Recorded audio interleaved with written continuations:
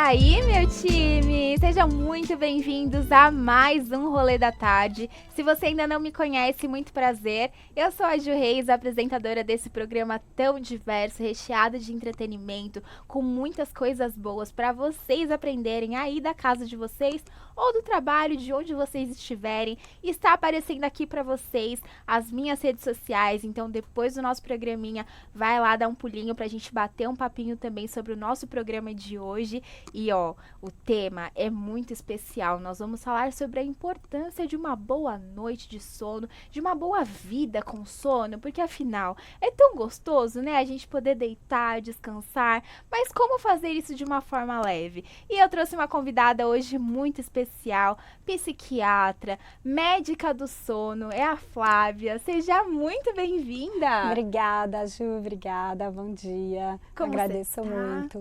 muito o convite, acho super importante, né? Achei ótimo vocês que resolverem falar sobre esse tema que tem tanto a ver, acho que com o que vocês buscam falar aqui, né? Bem-estar, enfim, saúde. E como vocês sabem, né, como eu sou mãe, eu mais do que todo mundo tô animada pra saber como vai ser o nosso bate-papo. Mas antes disso, eu quero apresentar pra vocês os nossos patrocinadores de hoje. Então, a nossa linha Todicacho, né, de Day After, pra vocês conseguirem revitalizar os fios. Tem o melhor cheiro do universo.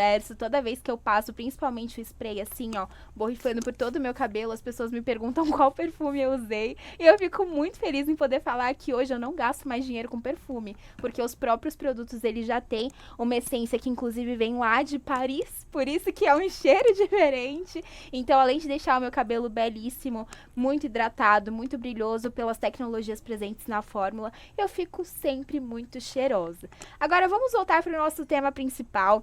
Eu separei aqui algumas perguntinhas para fazer para a doutora Flávia, claro. que inclusive eu já fiz várias para ela antes de começar o nosso programa. E foi super bacana, né? Porque a gente tem também vários mitos, várias verdades presentes no coração, coisas que a gente acha que, assim, a mãe e a avó falaram, então a gente tem que seguir desde hoje. E o nosso programa vai trazer muito isso. Depois a gente vai ter uma dinâmica bem legal para falar sobre mitos e verdades sobre o sono, que a doutora vai falar então com a gente. Então, fiquem ligadinhos no nosso programa para vocês entenderem, aprenderem ali muitas coisinhas boas. Vamos à nossa primeira pergunta? A gente já sabe que o sono é importante. Já falamos isso diversas vezes e as pessoas falam, né? Mas qual é a importância do sono para a saúde de modo geral?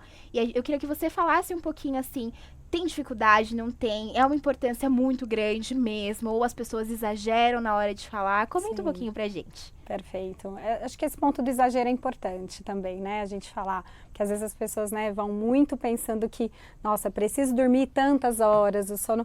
Primeiro, a gente dorme 1/3 da nossa vida, então isso tem que ter um porquê, não é mesmo? Então, pensando na nossa saúde, o sono ele é importante para a nossa imunidade, para a nossa restauração. Tem uma teoria, né, que fala restaurativa. Então, realmente, enquanto a gente dorme, muita coisa acontece. Questões metabólicas, questões cardiovasculares são organizadas nesse momento. Então, assim, realmente, para a saúde mental é muito importante. Então, a gente tem muito estudo que fala de privação de sono. Então, se eu fico restrito, né, durmo menos do que eu preciso, ou até uma noite inteira sem dormir, o que acontece? A gente vê muitos malefícios mesmo, né? Em imunidade, na questão cardiovascular, metabólica, então está relacionado com obesidade, pessoas que dormem menos, ou dormem mal, ou dormem pouco, tá? Questão de saúde mental também, então a gente tem um agravamento de questões de saúde mental, ou ainda o desencadeamento de transtornos mentais só porque o sono não é legal. Nossa, às vezes eu penso assim, porque eu não tenho uma rotina de sono sequencial, né? Eu desperto muitas vezes ali ao longo da noite. E às vezes eu fico tão estressada, né? Eu sou uma pessoa muito mais clean, assim, muito mais calma, tudo tá sempre bom. Mas se eu durmo, assim, um pouquinho menos do que eu tô acostumada, gente, no outro dia, eu fico outro ser humano, outra Ju Reis, assim. A privação aguda de sono realmente ela traz muito disso, uma irritabilidade. A pessoa fica irritada, ela fica mais reativa, então é mais mais ou menos isso mesmo. Também né? é uma causa. Bom, e se isso se cronifica, né? Então aí a gente precisa ver por que está acontecendo e tem que tratar, porque não dá para ficar assim por muito tempo. Né? E quando a gente fala a longo prazo, quais são os efeitos que essa privação de sono, ou então a falta de um bom sono pode trazer mesmo para nossa saúde, assim, algo que você vê com muita frequência? Sim, realmente os transtornos mentais, acho que, né, até pelo meu viés, né, pela minha especialidade, é bem importante. Então chegam pessoas às vezes que têm um quadro muito clássico depressivo, mas você vai ver, ela dorme tão pouco por noite e muitas vezes só melhorando um pouco as quantidades ali, né, a quantidade de sono e qualidade do sono da pessoa, ela já sente melhor, ela já tem mais energia. Então ela tem sintomas muito parecidos. Imunidade também, imunidade a gente vê bastante também, né, a pessoa fica então com algumas questões de infecções recorrentes, não consegue se sentir melhor, isso é bem importante. Umas gripes mal curadas, Sim, então sim. Agora eu comecei a entender, galera, por que eu tenho ficado tão assim. Também. A gente fala muito sobre distúrbio, né, do sono, mas quais são aqueles mais comuns e quais são os principais sintomas deles? Perfeito. O mais comum, assim, é insônia, tá? Muito clássico. Então, o que é insônia? É a dificuldade para iniciar, manter, ou você também acordar antes do horário que você gostaria de acordar, mais de 3 vezes na semana, por mais de 3 meses. Então, se você for parar e pensar, né, muitas pessoas têm. E não só a dificuldade, como não, eu só consigo fazer isso ou dormir se eu tomo um medicamento ou alguma substância que seja sedativa. Então, a insônia é muito clássico, é muito comum. E ela tem que ter também um critério diurno. Então, não adianta eu dizer, durmo mal, mas no outro dia eu tô ótimo. Não, geralmente essas pessoas elas têm, né, sintomas diurnos de cansaço, de prejuízo da concentração, da cognição, né, de se sentir mais irritados, por exemplo. Então, tem isso. Outro muito frequente, muito comum é a apneia do sono. Né? Então, que é o quê? A pessoa vai, na hora que ela dorme, ela relaxa muito a musculatura, e aí ela ronca, e aí ela tem momentos em que ela realmente para de respirar. Né? Aquilo que a gente pergunta isso ativamente na consulta e às vezes até para o parceiro, né? E aí você tem que mexer ali, parece que teu parceiro acabou, né? Parou de respirar e você tem que mexer e ele assim, sim, é isso, né? Então a apneia é muito frequente. Tem um estudo em São Paulo que fala, realizado aqui pelo Instituto do Sono, que fala que 33% das pessoas aqui têm apneia do sono. Nossa. É muito, né? E qual que é o tempo médio dessa apneia, mais ou menos? Daí mais ou menos assim a gente já marca como um episódio de apneia assim com 10 segundos, mas já vi coisas absurdas assim, né, de minuto assim. Gente, tô apneia. preocupada. Nós falamos muito sobre também diagnósticos, né, desses distúrbios, mas como a gente pode entender e ter esse diagnóstico? Precisam de exames específicos? É só uma consulta? Eu mesmo consigo entender se eu tô tendo isso? Como funciona? Depende, né? Assim, então, por exemplo, a insônia, ela é um diagnóstico clínico, né? Então, você vai ser avaliado, tem algumas perguntas que a gente faz, tem critérios, por exemplo, no CID, né? Assim, e aí a gente faz um diagnóstico clínico, eu não preciso de nenhum exame. A apneia do sono, geralmente a gente faz a polissonografia. Então, existe um exame que avalia o sono, mas que tem critério para ser pedido, né? Quero ver como está meu sono, né? Porque é um exame que muitas vezes você faz ou no laboratório ou faz em casa, e a gente avalia a parte respiratória, avalia também eletroencefalograma de quando você dorme, e aí a gente, a partir desse exame, a gente realmente diagnostica a apneia.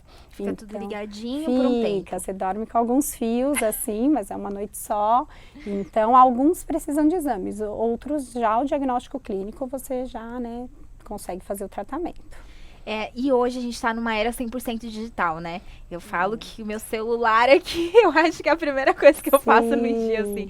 Já pego do lado da cama, já vou entender o que tá acontecendo, se tem mensagem do trabalho, como tá meu dia, que horas são e tudo mais. E a gente sabe que os dispositivos hoje em dia, eles estão 100% ligados na rotina de todo mundo, né? E como que eles influenciam nesses distúrbios hoje? De maneira importante, tá? Porque o que acontece? Quando a gente coloca, né, a luz no nosso rosto, então ela entra pela nossa retina e ela sinaliza que é dia. Então, é como se eu tô lá me preparando para dormir, eu tenho uma luz no meu rosto, né, ela passa pela minha retina e isso é entendido como é dia. O que acontece? Não vamos fazer melatonina agora, porque a melatonina ela começa a ser produzida no final da tarde, né, liberada no final da tarde, início da noite. E quando eu tô com uma luz, eu tô impedindo isso.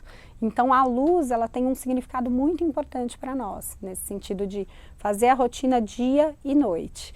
Então, quando eu fico muito ali exposto, tanto à luz e fora que, se eu estou consumindo alguma coisa no meu telefone, é algo que me interessa, né? E isso é o contrário de me permitir relaxar para dormir, porque eu estou ali, eu estou preso, né? Então, eu entendo que há pessoas que falam, mas eu fico vendo alguma coisa para me distrair e tudo mais, mas assim, né, o ideal seria você conseguir se distrair, relaxar, assim, sem algum dispositivo eletrônico, né? Isso é fato. E quais são algumas dicas pra gente conseguir desconectar? Por exemplo, largar o celular pelo menos 30 minutos, 1 hora antes de dormir? Que seria assim mais preconizado mesmo, seria a gente realmente não estar tão exposto à luz umas 2 horas antes de dormir, né? Mas eu entendo que às vezes isso possa ser assim quase impossível, né? Então eu falo 1 hora antes, você criar uma rotina dentro disso, né? Uma opção, assim, uma possibilidade seria uma luz não tão no seu rosto, mas uma luzinha, né, mais contra, assim, e você tentar fazer uma leitura. Legal. Porque daí você, né, de papel, né, livro de papel mesmo. Então aí você conseguiria relaxar, mudar um pouco, tirar um pouco o foco do exterior, das coisas, de tudo que tinha que fazer, né, e ali focar um pouco naquela leitura que seja. Importante isso. Nada do seu trabalho, nada de algo super importante, um artigo que você tem que... Não, tem que ser algo tranquilo, uma leitura que eu falo mais boba, assim, né? Isso seria importante. Você comentou bastante sobre a questão também, um pouquinho antes da gente estar falando, né? Que tudo tá ligado ao sono, querendo ou não, né? Mas a dieta em específico, é algo que hoje você considera que está ligado ao sono? Porque eu, por exemplo, me alimento muito mal também, de verdade. É algo que eu falei desde o começo do Rolê da Tarde esse ano, que eu estou buscando, mas assim, é uma vida de alimentação muito ruim. E eu sinto que, querendo ou não, às vezes se eu como, por exemplo, um hambúrguer à noite, nossa, minha noite de sono não é mais a mesma, né? Então tem realmente essa interferência entre dieta e o sono? Sim, faz muito sentido, tá? O que a gente orienta? Não comer nada muito pesado à noite, né? Então eu brinco que sigo meus pacientes, poxa, não vai comer uma feijoada antes de dormir, porque pode ser que você não se sinta tão bem. Mas outro ponto importante, também às vezes a pessoa termina ali o dia, come umas 6 da tarde e já não come mais. Essa pessoa pode acordar com fome ou não conseguir dormir porque, né, comeu muito longe da hora de dormir. Então o ideal seria uma refeição mais leve, né? E que você falou, é uma vida, né? Comendo assim não tão bem, é hábito, né? E sono é hábito também. Então, né, são ali rotinas que a gente tem que criar para modificar. E é difícil ter essa constância, né? Legal. E aqui, caminhando para a nossa última pergunta desse bloco, nós temos assim: como as necessidades de sono mudam ao longo da vida e quais são os conselhos e experiência que você nos daria para passar por cada etapa delas de uma forma mais tranquila? Isso é super legal e super importante, né? Então, assim, a gente tem que lembrar que um bebê, ele dorme, né, 14 horas por dia, né, mais até. Queria! Então, isso vai mudando, né? E eles têm o quê? Um sono polifásico. Então, eles dormem um pouquinho durante o dia também, e aí depois dos 5 anos de idade, aí já não precisa tanto de cochilos e tudo mais, a gente já faz um sono em bloco à noite. E ali, infância e adolescência é isso, a gente precisa ali mais ou menos, né, de 8, 9 até umas 12 horas de sono no máximo, tá certo? Mas aí isso vai reduzindo com o passar do tempo. Na adolescência acontece um fenômeno que é um atraso de fase, ou seja, realmente, fisiologicamente, o adolescente ele precisa dormir mais tarde e acordar mais tarde. Só que na escola, né, aí tem o colégio que é de manhã, então geralmente essa população eles ficam muito restritos de sono, é muito difícil. E aí depois, com, né, o passar do tempo, a partir dos 30 anos, a gente volta a querer dormir um pouquinho mais cedo, assim, né? A média da população é ali mais ou menos umas 23, né, 10h30, 11 horas, até umas 7 da manhã, né? Então, depois isso melhora um pouco, a vida adulta ali você fica mais normal, vamos dizer, no horário de sono. E depois, com o tempo que vai passando, a gente vai ficando com o sono mais leve, mais picado, e cada vez eu sinto o sono mais cedo. Então é normal, a gente vê às vezes os idosinhos, né? Os idosos, então, eles às vezes dormem muito cedo, acabam dormindo no sofá, dá 4 da manhã, tá acordado, claro, dormiu 8 da noite. Então nem sempre é uma questão de insônia, tá? Nossa, então, que legal. Observar isso. Uma coisa assim, o meu filho só tem 2 anos de idade, né? Mas nesse meio tempo já deu para identificar as fases de sono que ele tem, né? Sim. E quando vai mudando o ciclo das fases de desenvolvimento, por exemplo, quando ele completou 6 meses, parece que teve, assim, tudo voltou do início. Então ele já tinha uma rotina de sono completa, mas aí ele começou a receber mais estímulos, começou a sentar, engatinhar, fazer, receber alimentos novos mesmo, né, pela introdução alimentar. Aí parece que o sono dele deu uma mudada, assim, sabe? Sim. Deu uma bagunçada. Então antes ele dormia a noite inteira. Aí ele começou a dormir picadinho de novo. Isso também interfere por conta da fase de desenvolvimento. Isso também é fisiológico, né? Então, ao longo do desenvolvimento, por exemplo, né, a gente tem o sono não REM e o sono REM, que é onde, né, a gente sonha, onde a gente muitas vezes aprende mais memória. E aí, num recém-nascido, ele tem 50% de sono REM. Nós, adultos, a gente tem 25%, nem isso às vezes. Então, isso vai mudando ao longo do tempo. Então, você vai perceber modificações ali, né, na rotina dele, às vezes mais despertares, né, até conseguir concluir um sono mais em bloco, ainda vai um pouquinho, né. Agora nesse bloco nós vamos ter uma dinâmica que eu tô muito animada mesmo, porque nós temos por verdades e mitos muitas coisas, e nada melhor do que uma especialista responder realmente se é ou se não é. Então bora, doutora, você topa? Bora, tô pronta. Muito legal. A gente separou aqui, na verdade a nossa produção maravilhosa colocou nesse potinho aqui algumas perguntas e verdades, enfim, justificativas, então eu vou pegar uma de cada vez e a doutora vai explicar pra gente se é um mito ou se é uma verdade. Eu confesso que eu tô bem curiosa. No roteiro tinha uma questão que eu falei assim, não é possível. Porque eu jurei a minha vida inteira que era uma verdade. Quero saber. E é um mito. Então, quando chegar, vocês saberão, porque eu vou fazer questão de falar aqui também. Ó, mito ou verdade? Dormir muito recupera a noite perdida. Então, se eu deixar de dormir na noite anterior e eu dormir o dobro na noite seguinte, funciona? Pois é, não. Poderia, né? Não. Então, isso é um mito. Veja, é claro que o nosso organismo ele se separa, ele se organiza para poder dar conta. Então, às vezes, ele vai priorizar fases do sono que eu não consegui ter muito na noite anterior.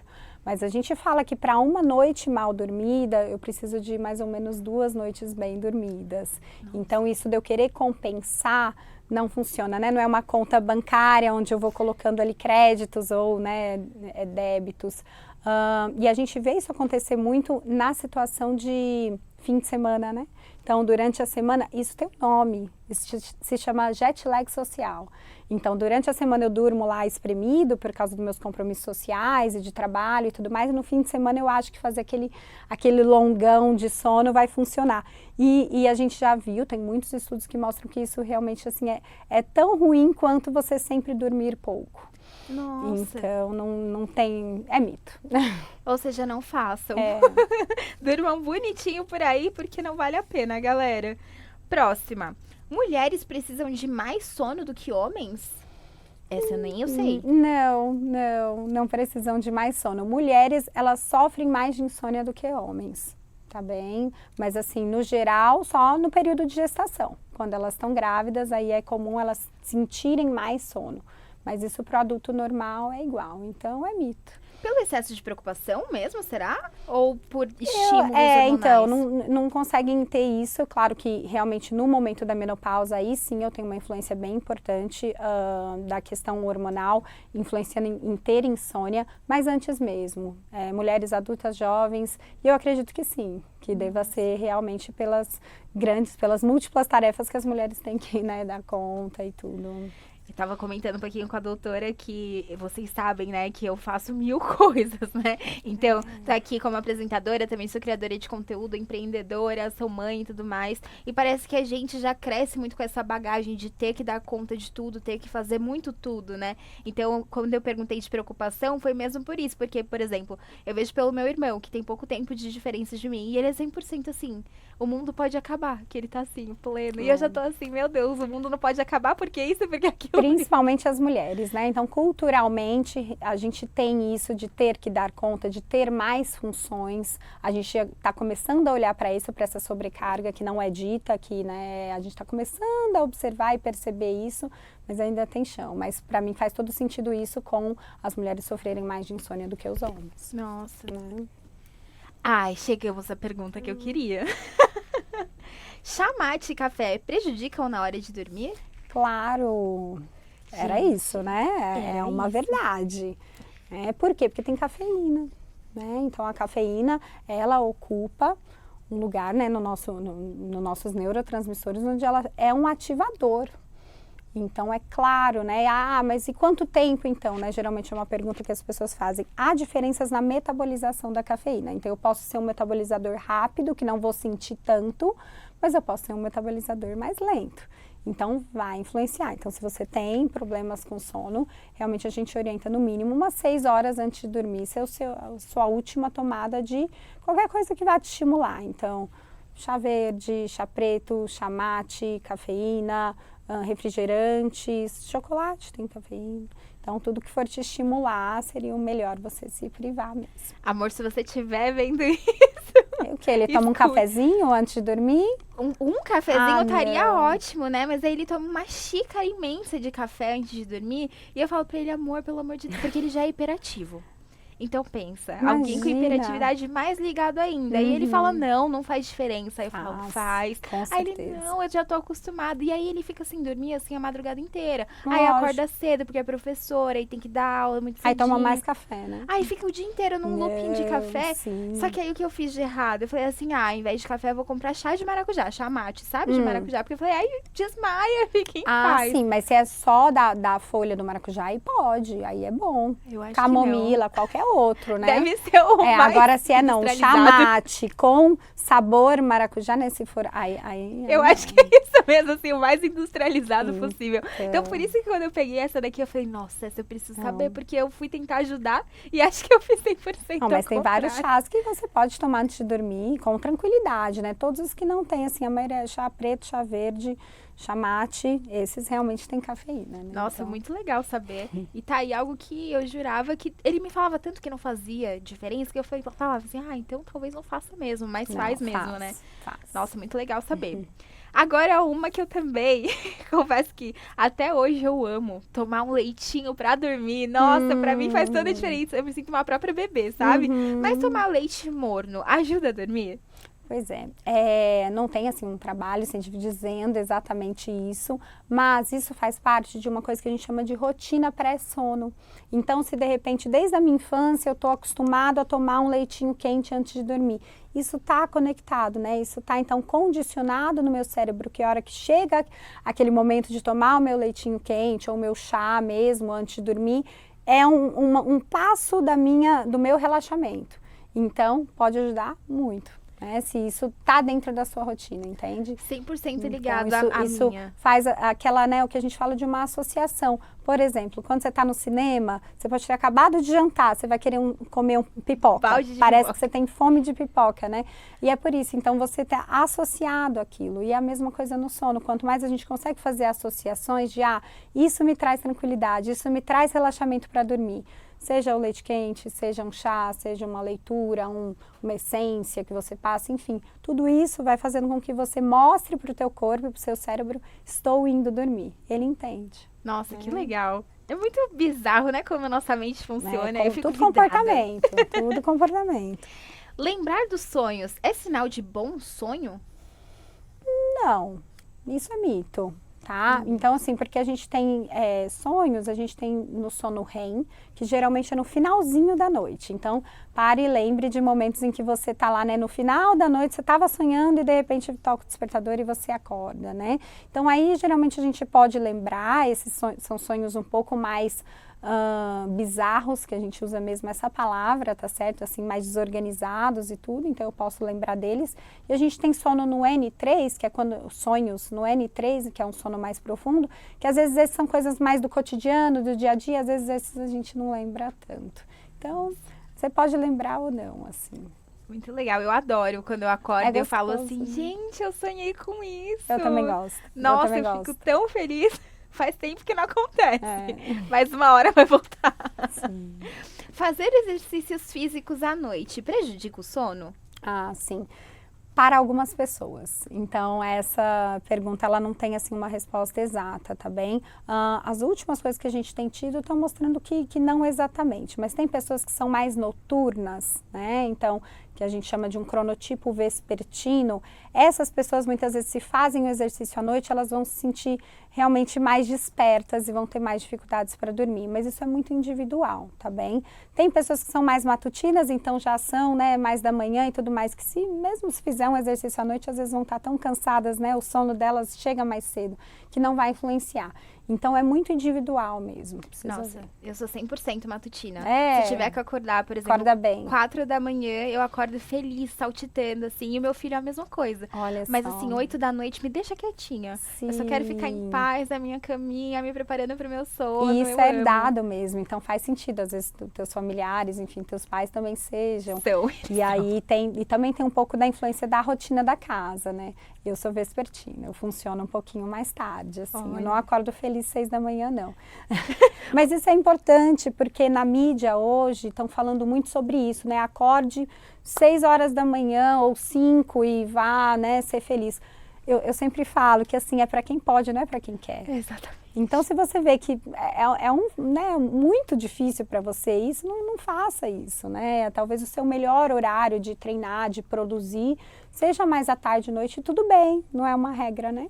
Exatamente. Eu só acho que, culturalmente falando, talvez nós não estejamos tão preparados para isso, né? Porque tem a questão de, por exemplo, quem é CLT, horário de trabalho é 7, 8 da manhã e acabou. E às vezes você deixa de ter uma produtividade boa porque não entende isso, né? Não entende que, querendo ou não, para produzir você precisa do ser humano. Sim. E o ser humano não é igual ao outro, Sim. né? Nossa, então, também fica uma indicação pra galera parar e refletir, porque é tudo tão engessado hoje em dia, né? E quando a gente expande a nossa mente, a gente entende que não é porque a pessoa talvez não seja boa para aquele trabalho. Talvez ela só não esteja num horário bom, né, para ela. Faz todo sentido. É exatamente isso. Ó, chegando nas nossas perguntinhas finais para vocês. Bebidas alcoólicas ajudam a dormir? Porque aí tem uma questão do vou tomar um vinhozinho para relaxar, Isso né? é super importante, né? Então, o que a gente sabe do álcool?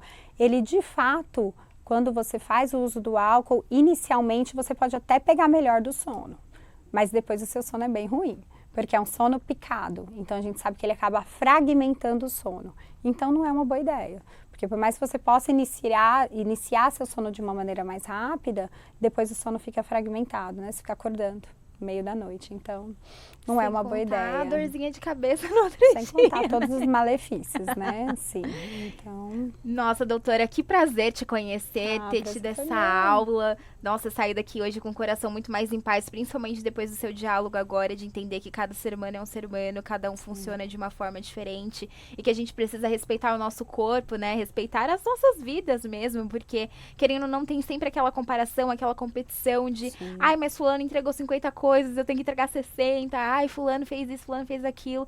Mas é importante a gente entender mesmo, né? O nosso corpo, a nossa mente e, principalmente, adequar o nosso sono conforme as nossas rotinas nos permitem, né? Porque, querendo ou não, tem a quantidade certa de horas pra dormir, mas, por exemplo, você tá com um filho doente em casa, é diferente, você não consegue dormir. Se você tá com o trabalho acumulado, você não consegue dormir porque tá pensando no trabalho, né? Então, acho que o mais importante é a gente se respeitar como um todo, entender que todos os dias são únicos e que a gente pode melhorar, né? Perfeito, é isso. Muito incrível. Se você quiser falar alguma palavrinha final, fique à vontade. Acho que o encerramento foi muito bom nesse sentido, né? Se respeitar, entender que sim, né, há momentos em que é mais difícil, mas não pode ser uma rotina também eu estar cronicamente privado ou restrito de sono, dormindo pouco, né? Não é uma coisa que se paga no fim de semana. Então, se eu estou dormindo muito pouco ou se eu estou dormindo demais, isso não é saudável, né? Então, se observar e respeitar o próprio corpo, somos indivíduos, né, únicos, somos diferentes, então às vezes o que funciona para mim como tática de ter um melhor sono pode não ser a mesma coisa para o outro. Muito legal. Muito obrigada pela participação de vocês também, da doutora, muito especial. Já vou seguir também. Sigam para vocês acompanharem todas as dicas. Foi um prazer imenso tê-los conosco. Não se esqueçam de curtir aqui se vocês gostaram do programa, de comentar o que vocês também acharam, se vocês tinham mitos e verdades que foram esclarecidas aqui também nesse episódio. Não se esqueçam de ativar o sininho para vocês não perderem as notificações dos próprios programas. E, claro, eu espero vocês no nosso próximo episódio do Rolê da Tarde, que tá super especial. Beijo! Tchau!